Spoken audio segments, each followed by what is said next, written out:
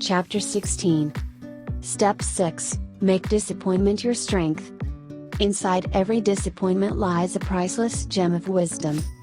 When I left the Marine Corps, my rich dad recommended that I get a job that taught me how to sell. He knew I was shy and that learning to sell was the last thing in the world I wanted to do. For 2 years, I was the worst salesman in my company. I could not sell a life preserver to a drowning man. My shyness was painful, not only for me, but also to the customers I was trying to sell to. For those 2 years, I was often on probation and always on the verge of being fired. I often blamed the economy, the product I was trying to sell, or even the customers for my lack of success. But my rich dad told me, when people are lame, they love to blame. He meant that the emotional pain from the disappointment is so strong that a person pushes the pain onto someone else through blame. In order to learn to sell, I had to face the pain of disappointment. But in the process of learning to sell, I found a priceless lesson: how to turn disappointment into an asset rather than a liability. Whenever I meet people who are afraid to try something new, in most cases the reason lies in their fear of being disappointed. They are afraid they might make a mistake or get rejected.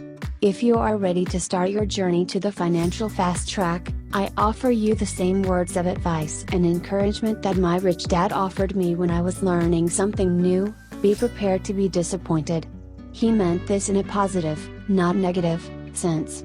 He believed that if you are prepared for disappointment, you can turn that disappointment into an asset.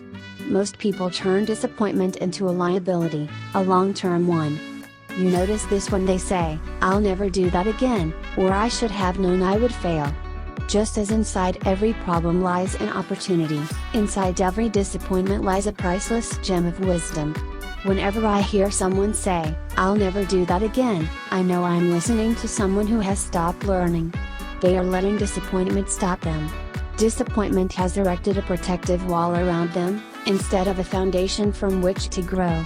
Rich Dad helped me learn how to deal with deep emotional disappointments. He would say, the reason there are few self-made rich people is because few people can tolerate disappointment. Instead of learning to face disappointment, they spend their lives avoiding it. Rich Dad believed that disappointment is an important part of learning. Just as we learn from our mistakes, we gain character from our disappointments. The following are some words of advice he gave me over the years. Expect to be disappointed. Rich Dad often said, "Only fools expect everything to go the way they want." Expecting to be disappointed does not mean being passive or a defeated loser. Expecting to be disappointed is a way of mentally and emotionally preparing yourself to be ready for surprises that you may not want. By being emotionally prepared, you can be calm and dignified when things did not go your way. When you are calm, you think better. Over the years, I have met many people with great new business ideas. Their excitement lasts about a month, and then disappointment begins to wear them down. Soon their excitement is diminished, and all you hear them say is, "That was a good idea, but it didn't work." It's not the idea that didn't work. It was disappointing that I worked harder. They allowed their impatience to turn into disappointment, and then they allowed the disappointment to defeat them. Many times this impatience is because they did not receive immediate financial reward. Business owners and investors may wait years to see cash flow from a business or investment, but they go into it with the knowledge that success may take time. They also know that when success is achieved, the financial reward will be well worth the wait. Have a mentor standing by. Like those emergency numbers for fire and police that we always have handy, who is on your list of trusted and knowledgeable contacts? For me, my financial mentors take center stage. They are only a phone call away if I have a financial emergency.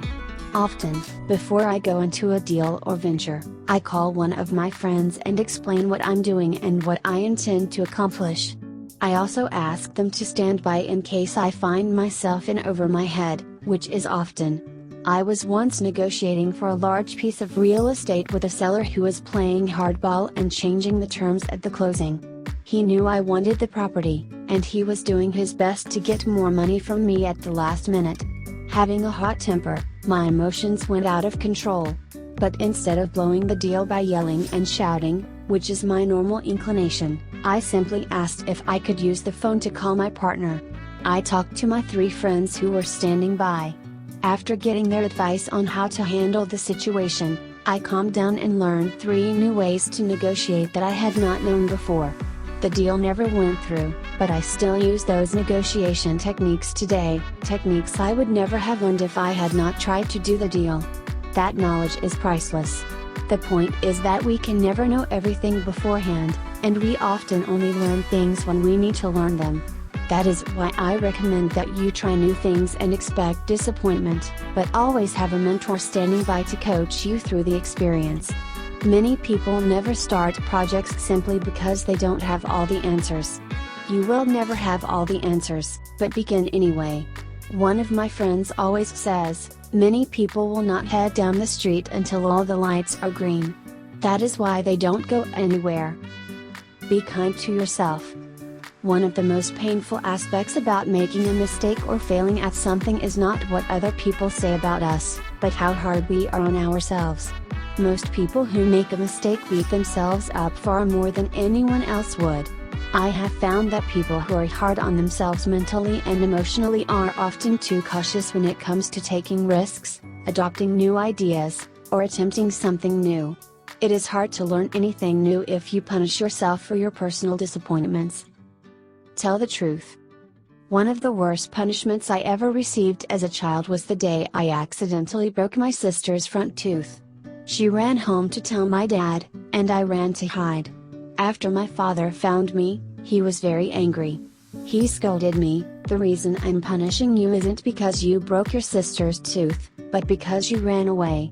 Financially, there have been many times I could have run from my mistakes, but running away is taking the easy way out. In short, we all make mistakes. We all feel upset and disappointed when things don't go our way. The difference lies in how we process that disappointment. Rich Dad said, "The size of your success is measured by the strength of your desire, the size of your dream, and how you handle disappointment along the way." In the next few years, we will have financial changes that will test our courage. As Bob Dylan sang, "The times they are a-changin'." The people who are most in control of their emotions, who do not let their emotions hold them back, and who have the emotional maturity to learn new financial skills will flourish in the years ahead. The future belongs to those who can change with the times and use personal disappointments as building blocks for the future. Take action. 1. Make mistakes. That is why I recommend starting with baby steps. Remember that losing is part of winning. E's and S's are trained to think that making mistakes is not acceptable. B's and I know that making mistakes is how they learn. 2. Start small. If you find an investment you want to invest in, put a little money down. It is amazing how quickly your intelligence grows when you have money on the line. Don't bet the rent, your mortgage payment, or your retirement. Simply put a little money down, pay attention, and learn. 3. The key is to take action. Reading, watching, and listening are all crucial to your education. But you must also start doing. Make offers on small real estate deals that will generate positive cash flow, join a network marketing company and learn about it from the inside, invest in stock after researching the company. Seek advice from your mentor or financial or tax advisor if you need it. As Nike says, just do it.